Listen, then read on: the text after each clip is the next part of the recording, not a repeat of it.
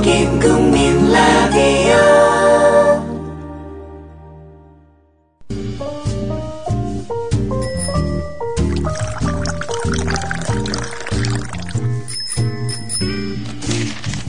아침 신문 귀로 읽기 김용민 PD의 조간 브리핑. 이번에 책 내셨다고요? 예, 신간을 냈는데 나의 한국 현대사라고 제목이. 이제 이 책은 나의 한국 현대사니까 시대 구분을 내가 있기 전과 내가 있은 후 이렇게 해서 1959년부터 2014년까지 55년의 기록. 박정희 시절에 대한 평가도 좀 있을 것 같고 촌평들 좀 해주시죠. 전두환은. 유신체제의 지극히 불필요한 연장. 노태우는?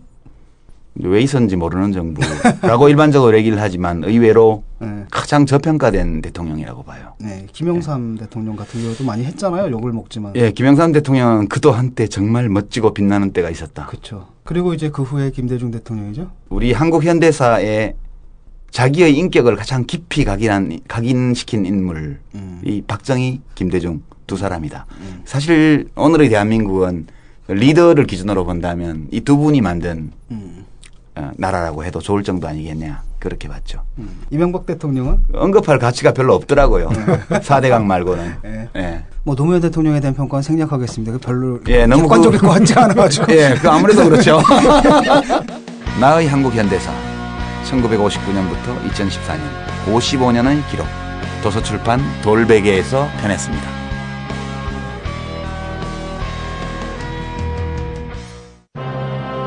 때는 바야흐로 힘없는 백성의 울분이 한겨울 눈처럼 소복소복 쌓여만 가는 2014년. 신여성스러운 그 이름 마녀 톡톡. 아이고 여보 영감, 신선한 야채는 삶아서 맛 좋은 과일은 신선함 그대로 동결 건조한 해땡 주스래요. 마누라야, 그럼 영양소 파괴 없이 한 봉지에 담겼겠구만. 한 봉지를 얼른 물에 타주시오. 읽고 있는 견사도 해땡 주스 마녀 톡톡 한잔하고 싶구나. 여름 푸드 스토리의 마녀 톡톡. 지금 바로 검색창에 마녀 톡톡을 검색하시라.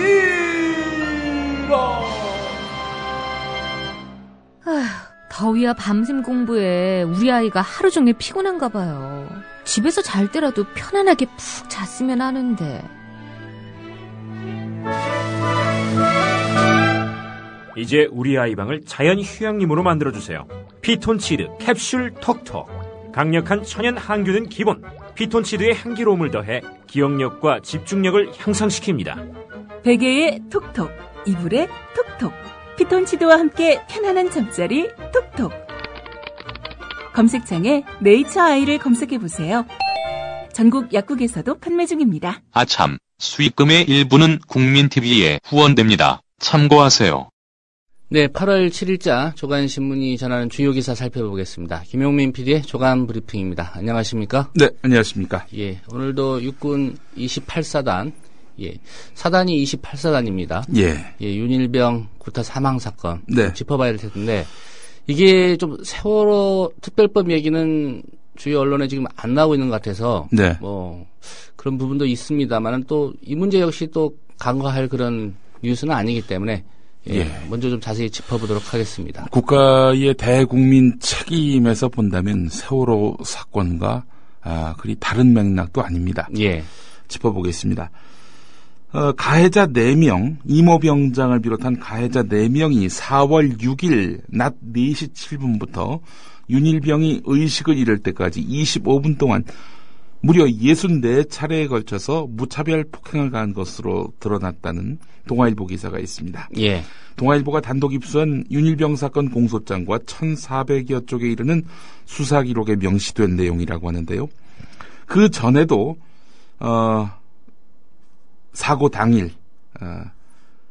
밤 12시부터 취침 시간을 제외하고는 거의 4시간 폭행이 이어졌다고 합니다.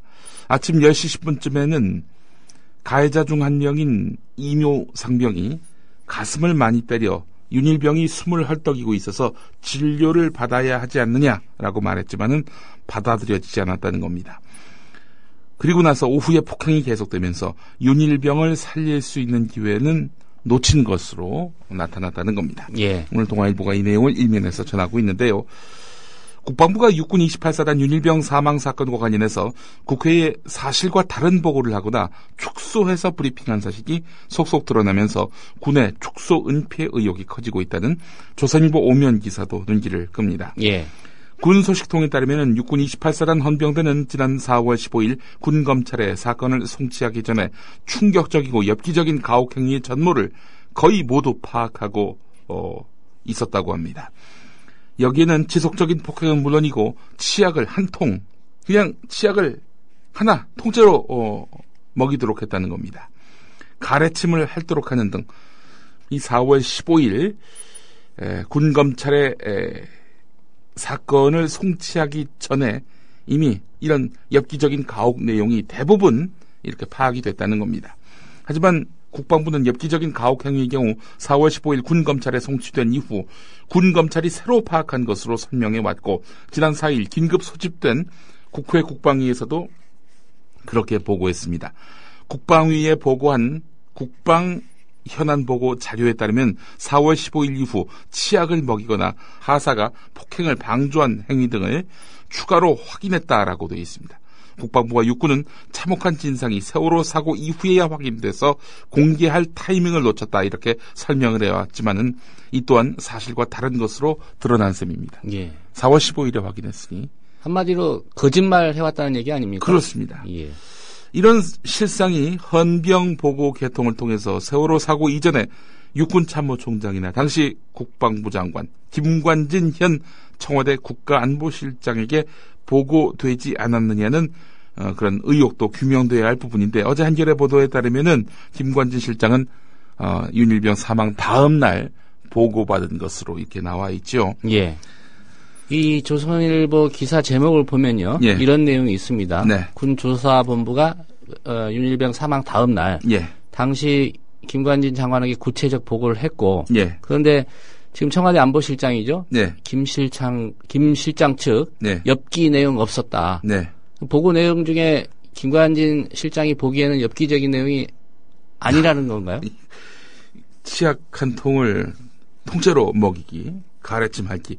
이게 김관진 실장 눈에는 엽기적이지 않았던 모양이죠. 예, 군에서 일반적으로 일어나는 그런 행위다. 예. 이런 판단인지 한번 물어봐야 될 것 같습니다. 글쎄 말입니다. 자, 이런 가운데 오늘 동아일보 앞서 소개한 일면 기사에는요, 이런 부분이 슬쩍 들어가 있습니다.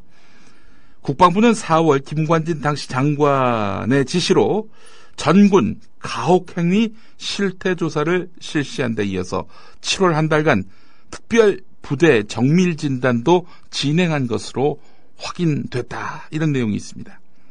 그러니까 이제 윤일병 사건과 관련해서 김관진 실장이 후속 조치를 취했다. 이 점을 동아일보가 강조하고 있습니다. 예. 왜 동아일보가 이렇게 김관진 실장을 쉴드 치는 건지 이해할 수 없습니다. 이것은 바로 여권의 김관진 구하기 맥락과 달라 보이지 않습니다. 경향신문 일면 제목이 이렇습니다. 군 폭력은 결국 교육이 부재한 탓이다. 이런 식으로 지금 분위기를 몰아가고 있다는 겁니다. 여당 쪽이 말이죠. 청와대와 여당이 육군 28사단 윤일병 폭행 사망 사건과 관련해서 부족한 인성 교육 때문이다. 라면서 교육 탓을 하고 나서다는 겁니다. 박근혜 대통령 어제 그 4차 문화융성위원회를 주재하면서 바른 인성과 창의성을 갖춘 전인적 인간을 길러내는 게 우리 교육의 목표가 돼야 한다. 이것은 지금 사회적으로 문제가 되고 있는 군내 가혹 행위와 인권유린, 학교에서의 왕따와 폭력 문제를 해결하기 위한 근본 방안 중에 하나다. 이렇게 말을 했습니다. 새누리당 김무성 대표도 기자들과 만나서 모두 교육이 잘못돼서 오는 문제라면서 다들 군 문화, 그러니까 병영 문화만 이야기하는데 원인이 어디 있느냐? 교육이다. 이렇게 말했습니다. 김관진 실장 책임론을 놓고는 육군 참모총장이 책임졌으면 책임을 다진 것이다. 이렇게 일축했습니다. 이걸 두고 여권 핵심부가 병사들의 인성과 교육 문제를 집중 부각하면서 김관진 인책론을 덮으려 하고 있다. 이런 지적이 나오고 있는데요. 예. 이 여권이 세월호 참사로 드러난 정부 무능을 가리기 위해서 유병헌한테 몽땅 다 뒤집어 씌우는 이런 행태를 여기서도 반복하고 있는 것 아니냐는 의혹이 제기되고 있습니다.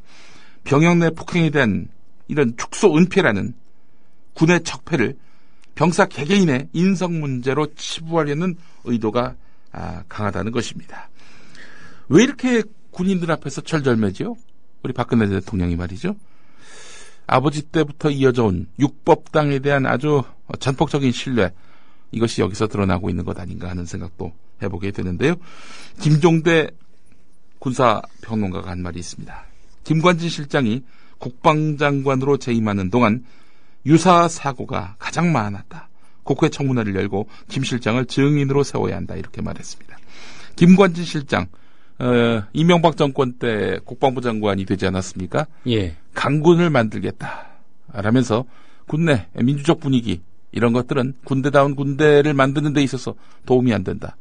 이렇게 규정하고, 강공 드라이브를 펼쳐왔었죠. 대북 관계도 그러했고요. 그것이 결국 이렇게 군내 총기 난사 또 폭력을 자아낸 요인이 됐는지, 그것도 한번 좀 짚어볼 일입니다. 예, 뭐 교육은 정부가 개입 안 하고 어디 다른 나라에서 교육시켜서 군대 보내는 건 아니지 않습니까? 글쎄 말입니다. 예. 자, 이런 가운데 한겨레 취재 결과 선임병들의 집단 폭행으로 윤일병이 의식불명 상태에 빠진 4월 6일 저녁 정형외과 의사인 윤일병의 인척이 국가인권위원회에 민원을 낸 사실이 드러났습니다. 오늘 한겨레 일면 머릿기사인데요. 윤일병이 부대원들과 함께 음식물을 먹다가 갑자기 의식불명 상태가 됐다. 병원으로 후송됐는데 상태가 안 좋다. 몸 곳곳에 상처와 피멍이 발견됐다. 이런 내용이었습니다. 예. 국가인권위원회는 민원을 받아서 정식으로 진정을 접수한 다음 4월 14일부터 15일 현장을 나갔습니다. 28사단 헌병대 수사 기록을 보면 그는 윤일병이 쓰러져 의식을 잃은 4월 6일부터 가해자들의 진술을 받기 시작했고, 윤일병이 숨진 4월 7일에는 이미 목격자들한테서 충분한 진술을 확보한 상태였습니다. 또 상해 치사 혐의로 가해자들을 구속한 4월 9일에는 한 달 넘게 끔찍한 구타와 가혹행위가 계속됐다는 구체적인 진술을 받아놓고 있었습니다. 그러나 현장 조사를 나간 인권위 조사관은 수사를 맡은 헌병대 책임자, 사고 당시 근무자, 또 목격자, 지휘계통 등을 조사한 다음 사건의 명확한 수사와 사후 처리를 당부하는 정도로 끝났습니다. 인권위원회는 6월에 가해 병사들의 재판이 진행 중이고 간부들은 중징계를 받은 사안이기 때문에 가족에게 사건의 경과와 군의 조치 등을 설명했는데, 이를 받아들였고 가족들이 더 이상 인권위의 조사를 원하지 않는다고 했다라면서 윤일병 사건을 조사 중 해결된 사안으로 보고 진정을 각하했습니다. 그러나 가해 병사들의 재판을 지켜본 한 인사는 군은 유족들이 수사 기록의 열람을 요구해도 주지 않았고 현장 검증에 굳이 참여하지 않아도 된다면서 유족들을 안심시켰다. 이런 상황에서 유족들은 군을 믿고 윤일병의 죽음을 체념하듯이 받아들인 상황이었다. 이렇게 말했습니다. 어떤 일이 벌어졌는지 실상을 제대로 알지 못하고 있던 유족들의 조사가 필요 없다라는 판단을 인권위가 그대로 따른 셈이었습니다. 그러니까 정상적인 그런 인식과 또 상황 판단에 따른 그런 조사가 필요 없다. 이런 의견이 아니었다는 거죠. 예, 요청한 수사 기록만 제시했더라도 예. 유족들이 이런 판단을 했을 리는 없죠. 가만히 있지 않았겠죠, 당연히. 예. 인권위가 해결됐다고 결론을 냈던 윤일병 사건은 각하 결정 40여일 만인 바로 7월 31일 인권단체에 의해서 참혹한 전말이 폭로됐습니다. 국가인권위원회 뭐하러 있는 곳인지 되묻지 않을 수 없습니다.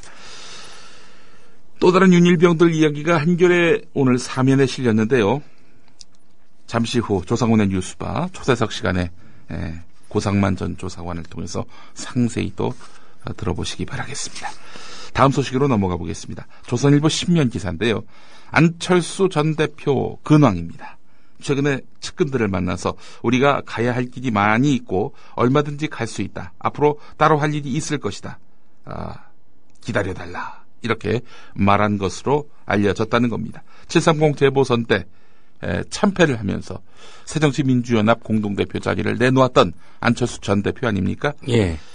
최근에 자기 진영 측 최고위원들과 오찬을 가졌는데 모든 걸 새로 시작해야 한다 이렇게 말을 했다는 겁니다.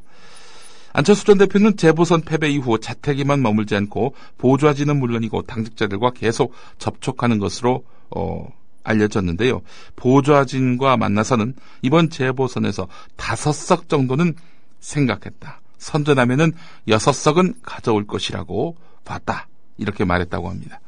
한 관계자는 어차피 5석이었어도 사퇴할 준비를 했던 것 같다. 라면서 하지만 4석으로 물러나는 건 모양새가 좋지 않으니 더 안타까워하는 것 같더라. 이렇게 말했다는 겁니다. 예. 4석이나 뭐 5석이나. 아니 근데 국민들의 기대치는 그보다 훨씬 높지 않았습니까? 이보다 훨씬 더 많은 의석을 가져올 거라고 기대를 했었고 예측을 했었는데 안철수 대표 실제로 그랬었죠. 선거운동 기간 중에 5석 정도만 얻어도 이거는 뭐 선전한 거라고 본다. 이런 식으로 말을 했단 말이죠. 예. 예. 국민들은 아닌 것 같고요. 예. 야권 지지층에서는 그렇게 생각했겠지요. 예, 예. 국민들의 이제 야권 지지층으로 전동하겠습니다. 5석은 예. 새누리당이 예. 예. 그렇게 이해한 아마 야권 지지층도 많았을 겁니다. 그렇습니다. 예. 예. 세월호 이야기 아까 하셨는데 말이죠. 한겨레가 오늘 6면에서 크게 다뤘습니다. 730 재보선 이후 새누리당의 세월호 관련한 주요 발언들 한번 짚어보겠습니다. 이완구 원내대표 7월 31일 이번 선거 결과엔 세월호를 법과 원칙에 맞게 해결하라는 국민의 뜻이 담겨 있다. 법과 원칙 뭐겠습니까? 세월호 조사기구에 수사권 기소권 이거 주면 안 된다. 주면 사법체계의 근간이 흔들린다. 이런 얘기 아니겠습니까? 예. 특별법과 원칙이 아니라 그냥 법과 원칙입니다. 법과 원칙. 예. 예. 김재원 원내 수석 부대표 7월 31일 발언입니다. 일상으로 돌아갈 수 있도록 여당이 앞장서서 해결을 할 것은 해결하라는 국민들의 명령이 이번 보선 결과를 통해 드러났다. 이렇게 말했고요. 김태흠 의원 유가족들이 국회에서 저렇게 있는 건 바람직하지 않다. 어디 뭐 노숙자들 있는 그런 점점점 바람직하지 않다. 이튿날인 8월 1일에 발언한 것이고요. 같은 날 이노근 의원 세월호법 협상에서 야당의 무리한 주장에 끌려가서는 안 된다. 이번 재보선에서 국민들이 그렇게 가라고 표를 준 것이다. 이렇게 말을 했고요. 8월 5일 이현재 의원 세월호에 갇혀서 우리 민생 현장이 굉장히 심하게 이야기하면 죽어가고 있다. 민생과 서민을 외면해서는 안 된다. 이런 말을 했고 8월 6일 김무성 대표 어제지요. 이주영 해양수산부 장관은 이제 정상적인 업무에 복귀해야 한다. 우리 수산산업을 지키고 해피아 근절을 해야 하는 등 할 일이 산적해 있다. 이런 말을 했습니다. 이 모든 발언을 싸잡아서 한겨레는 하나의 의도가 깔려있다. 이렇게 보고 있습니다. 골든타임에 그 7시간에 박근혜 대통령은 뭘 했나? 혹시 이걸 캘까봐 여당이 진상규명을 꺼리는 것 아니냐. 이런 이야기입니다. 예. 그 부분을 보겠습니다. 새누리당이 특별법과 청문회 협상에서 완강한 태도를 보이는 지점은 사고 직후 이른바 골든타임.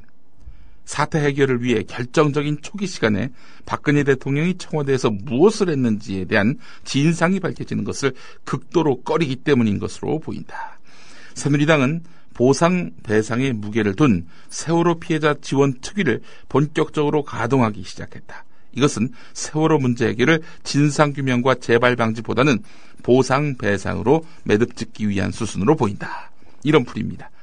그러니까 결국 이 윤일병 사건도 그렇고 세월호 사건도 그렇고 뭐 개인의 재수가 없어서 발생한 사건이다. 이런 식으로 결론 내리고 있다는 겁니다. 여당이요. 사건 재발 이렇게 해서 막을 수 있겠습니까? 예. 이 기사 중에 박근혜 대통령이 이 결정적인 초기 시간에 예. 청와대에서 무엇을 했는지 등에 대한 진상이 밝혀지는 것을 극도로 꺼리기 때문인 것으로 보인다 이렇게 되어 있지 않습니까? 예.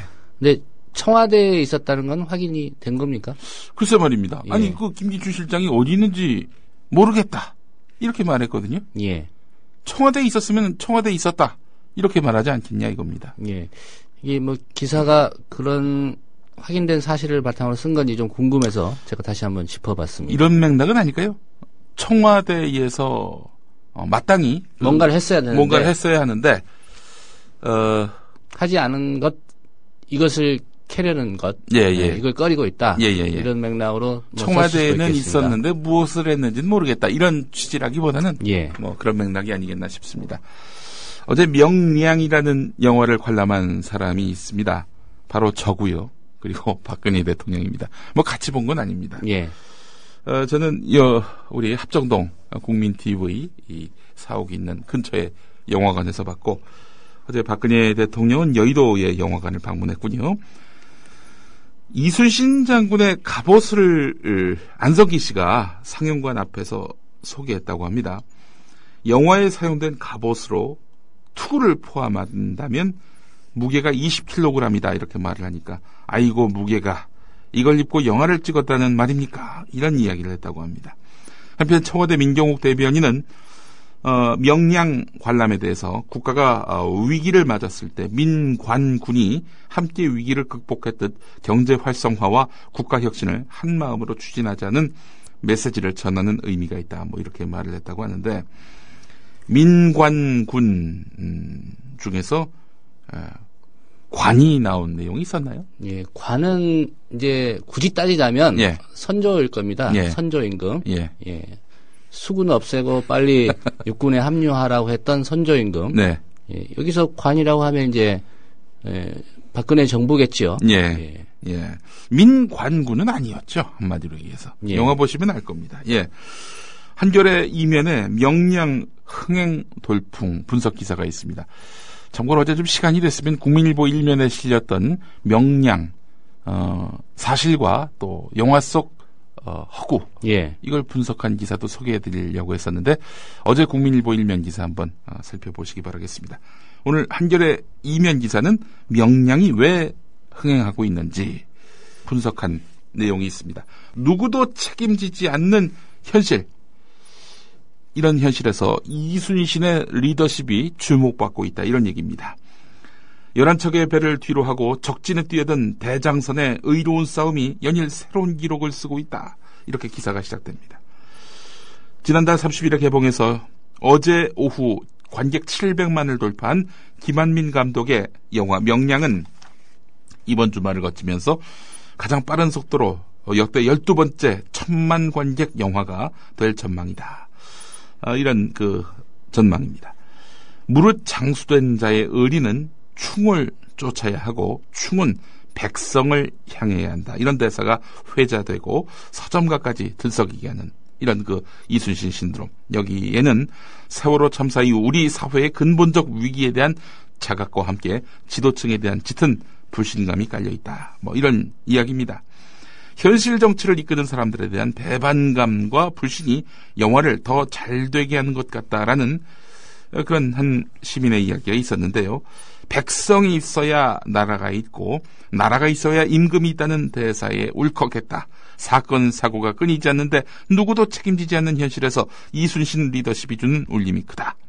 330척의 거악을 12척이 깨뜨리는 데서 세월호 등을 통해 보았던 우리 사회의 적폐를 물리칠 희망과 카타르시스를 느꼈다는 그런 감상도 있다. 한겨레는 이렇게 소개하고 있습니다. 예. 며칠 전에 최강희 영화평론가가 그런 얘기를 했습니다. 예.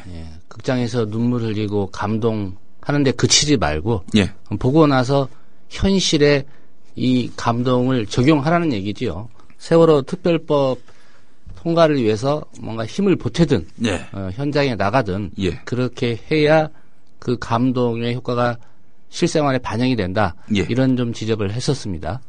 그렇습니다. 조선일보 12면으로 가보겠습니다. 최근 2억 원대의 스포츠카 사기 혐의로 재판에 넘겨진 개은숙 씨. 가수 아닙니까? 엔카 여왕이고요.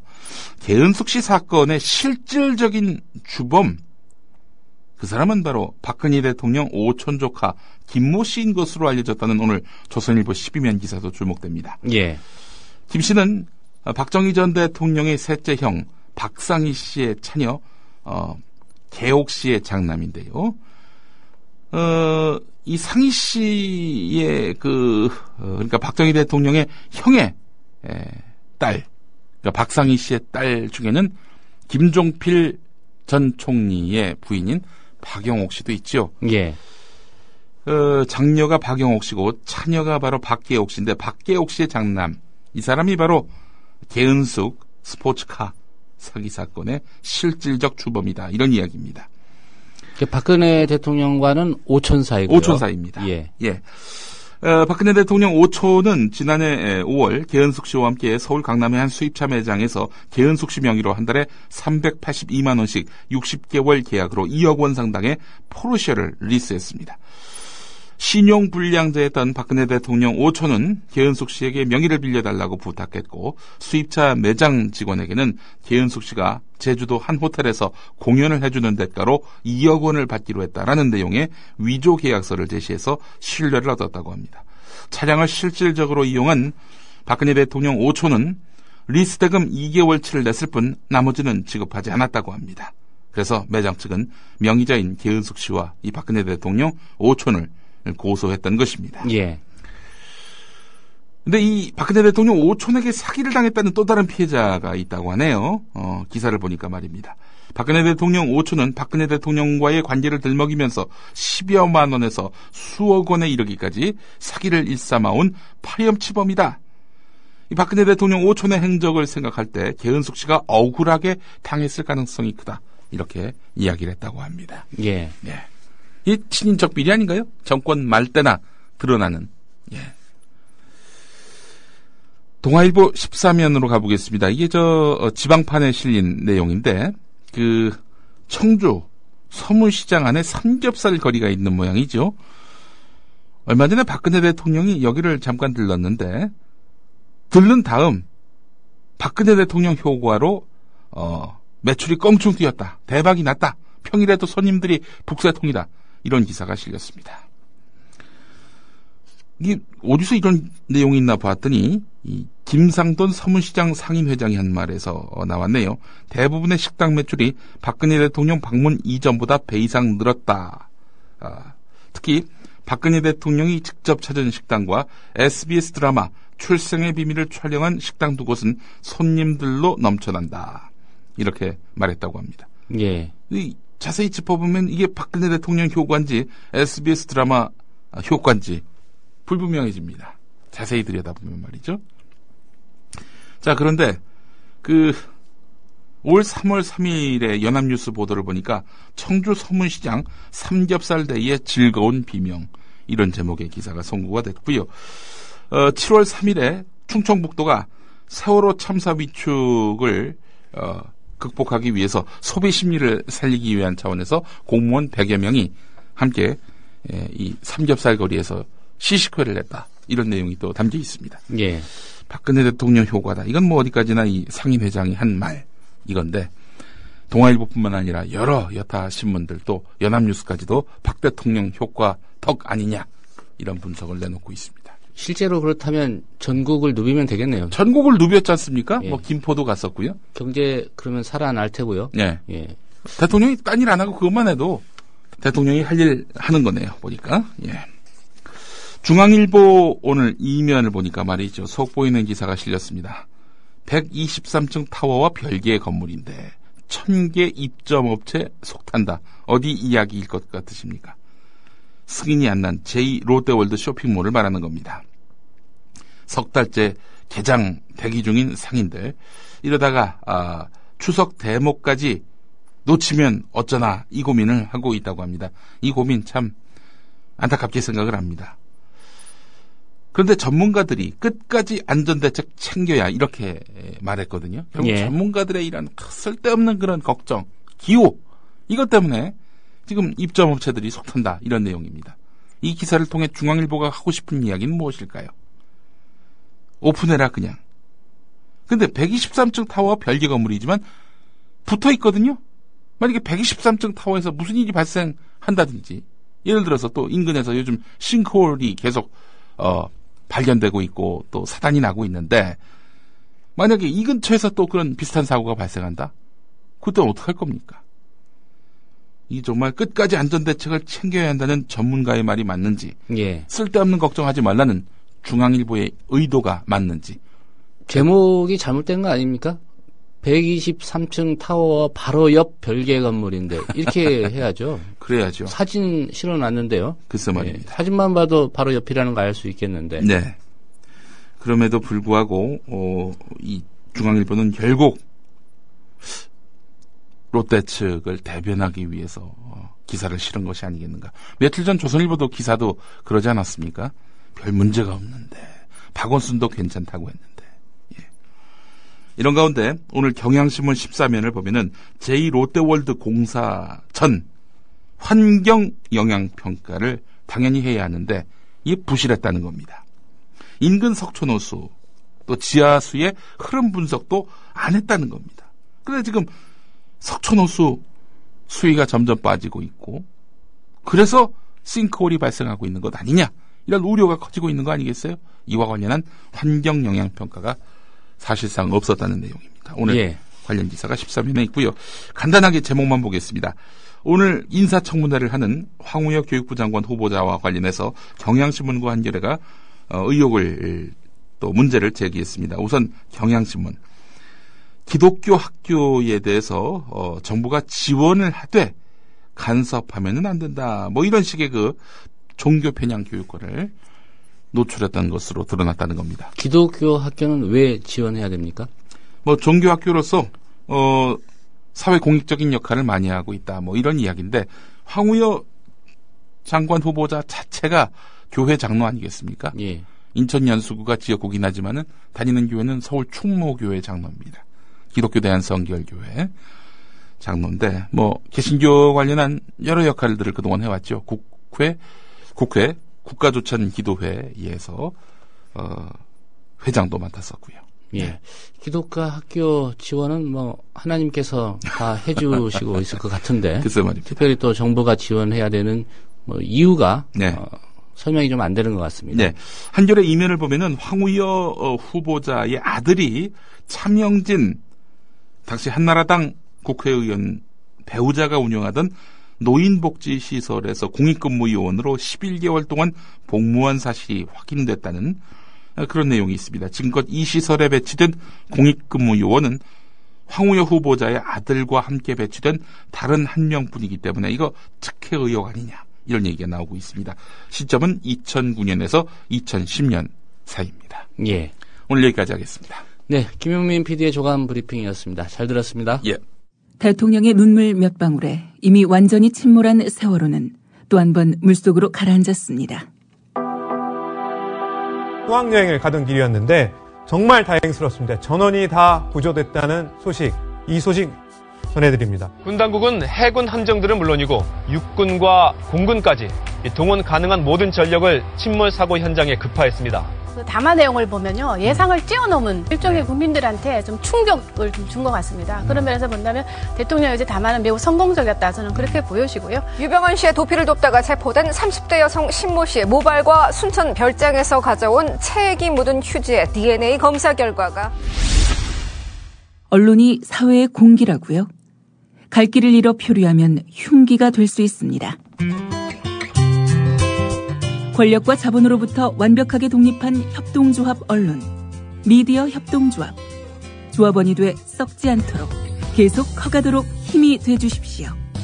조합원 가입은 미디어 협동조합 국민TV 홈페이지에서 하실 수 있습니다.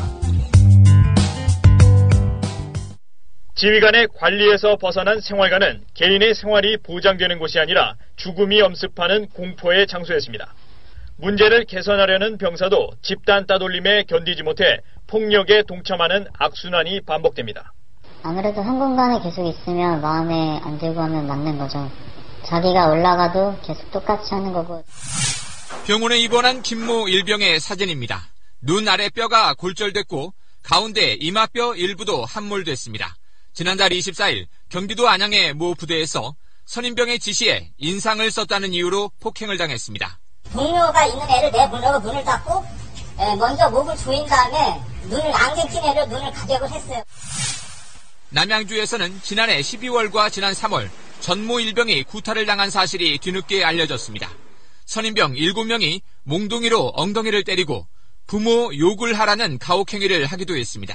지휘관들한테 얘기하면 군생활 못할 것이다. 가만 안 둘 것이다. 나가서까지도 내가 너를 어떻게 한다. 윤일병에 대한 가혹행위는 경남의 한 4년제 대학에 다녔던 이모 병장이 주도했습니다. 전자제품 공장에서 아르바이트를 하는 등 평범한 대학생이었던 이 병장은 계급이 올라가면서 난폭성을 드러냈습니다. 이 병장은 후임병에게 치약 한 통을 짜먹이고 입을 벌려 물을 들이붓는 등 고문을 일삼더니 곧 대상을 윤일병으로 바꿉니다. 대걸레 자루가 부러지도록 때리고 살려달라고 하소연해도 하루 3시간 기마 자세를 시켰습니다. 걸을 수 없도록 다리를 폭행한 뒤 왜 절뚝이냐며 구타는 또다시 이어졌습니다. 말을 듣지 않으면 윤일병이나 이일병처럼 얻어맞는다. 나를 찌르는 놈은 아버지 회사를 망하게 하고 어머니는 섬에 팔아먹이겠다는 협박을 들어야 했습니다. 이 같은 반인권적 병영 문화. 장군 이래 일제시대의 권위주의를 탈피하지 못한 다시큰데 우리 군을 거쳐간 수많은 별들. 그동안 무엇을 하셨나? 안 물어볼 수 없는데. 반대하는 것이 전 국민의 뜻인데 그냥 밀어붙여가지고 이 지경까지 왔습니다. 전직 군장성의 모임인 상우회. 노무현 당시 대통령이 전시작전 통제권을 미국에게서 가져오려고 하자 반대했다. 김지욱 대변인. 이 정권에 대해서 심한 분노를 느낀다. 그러자 나도 군대 갔다 왔고 예비군 훈련까지 다 받았는데 심심하면 사람한테 세금 내라 하고 불러다가 뺑뺑이 돌리고 작전 통제권 자기들 나라 자기 군대 작전 통제도 한 게 제대로 할 수 없는 군대를 만들어 놔놓고 나 국방장관이요 나 참모총장이요 자기들의 직무유기 아닙니까? 부끄러운 줄을 알아야지. 이에 대해 성우회 재반박을 하고 나서는데 김성은 전 국방부 장관. 자기 뜻대로 안 된다고 모든 사람들을 싸잡아가지고 매도를 하고 과거의 6.25 전쟁 때에 우리가 만약에 싸워서 지키지 않았으면 대한민국은 없을 겁니다. 과거에 우리가 독재 정권인지 뭔지 비난하지만은 우리나라를 부강케 만들기 위해서 자유민주주의를 가져오기 위해서 우리 있는 힘을 다해서 싸웠습니다. 그런데 이 무렵 성우회 회장이던 사람은 김상태 전 공군 참모총장. 공군의 군사 기밀을 미국 군수업체에 넘긴 회사의 대표는 50 시절 공군 참모총장을 지낸 김상태 씨였고 김 전 총장의 회사가 록히드 마틴에서 받은 수수료는 검찰이 확인한 것만 25억 원. 바로 이 사람이었다. 미국한테 매달려가지고 바지가랑이 매달려가지고 엉덩이 뒤에서 숨어가지고 형님 백만 믿겠다. 이게 자주국가의 국민들의 안보의식일 수가 있겠습니까? 당시 김상태 성우회 회장의 말. 별달 거들먹거리고 작전 통제권 우리의 작전 통제도 하나 제대로 못했다는 데 대해서는 상당히 선호하겠죠. 그러면서 밤잠이 오지 않는다며 강력하게 반발했는데 밤잠이 오지 않는 이유는 우리가 작전권을 줄 경우 발생할 국가안보상의 문제 때문이었나 아니면 혹시 수입이 줄어들 것에 대한 걱정 때문이었나.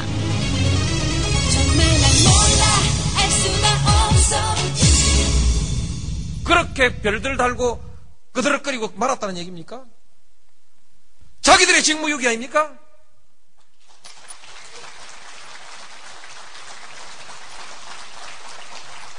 부끄러운 줄을 알아야지.